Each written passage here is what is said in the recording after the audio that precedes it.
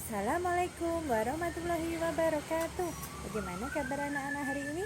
Semoga kalian tetap sehat dan tetap semangat ya belajarnya. Iya, pada pagi hari ini kita akan belajar tentang sumber bunyi. Apa saja ya sumber bunyi itu? Dan kira-kira sumber bunyi ada di sekeliling kita enggak? Sebelum kita belajar, jangan lupa anak-anak berdoa dulu ya supaya ilmunya barokah.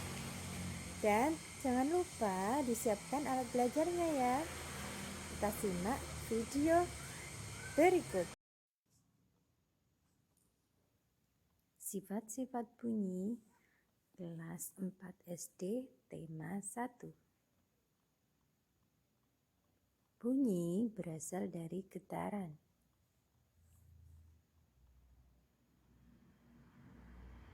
Getaran dari suatu benda akan mengakibatkan udara di sekitarnya bergetar.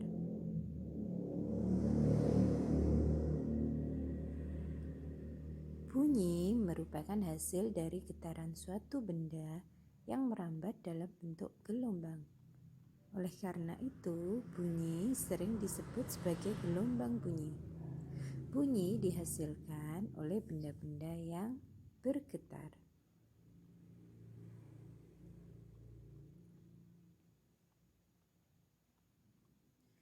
Benda-benda yang bergetar dan menghasilkan bunyi disebut sumber bunyi, seperti telepon, bel, speaker, lonceng, dan lain-lain. Sifat bunyi yang pertama yaitu bunyi dapat merambat melalui benda padat, cair, dan gas. Akan tetapi bunyi tidak dapat merambat pada ruang hampa.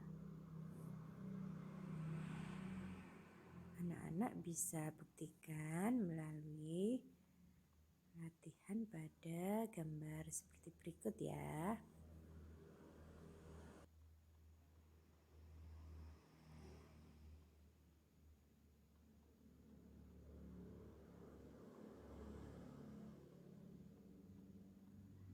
Sifat bunyi yang kedua, bunyi juga dapat diserap.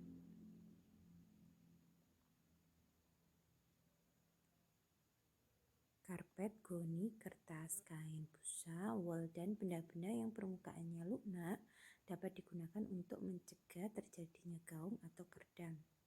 Dinding dan langit-langit bioskop juga dilapisi benda tersebut supaya tidak terjadi gaung.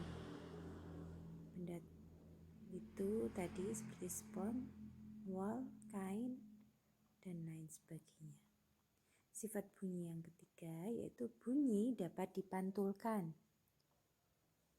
Gaung atau kerdam adalah bunyi pantul yang terdengar hampir bersamaan dengan bunyi asli, sehingga bunyi terpantul berulang-ulang. Gema adalah bunyi pantul yang terdengar setelah bunyi asli.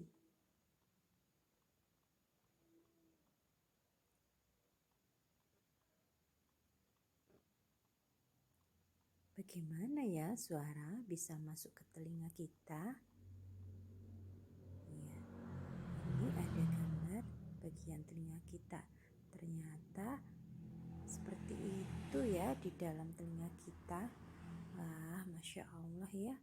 Allah Maha Besar, Maha Kuasa yang telah menciptakan pendengaran telinga dan fungsinya. Ini banyak sekali organ di dalam telinga kita.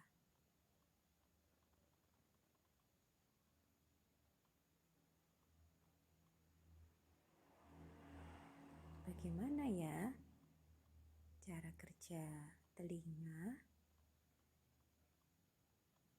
Iya, caranya yaitu suara masuk melalui udara ke telinga kita, lalu ke gendang telinga sehingga gendang telinga kita bergetar.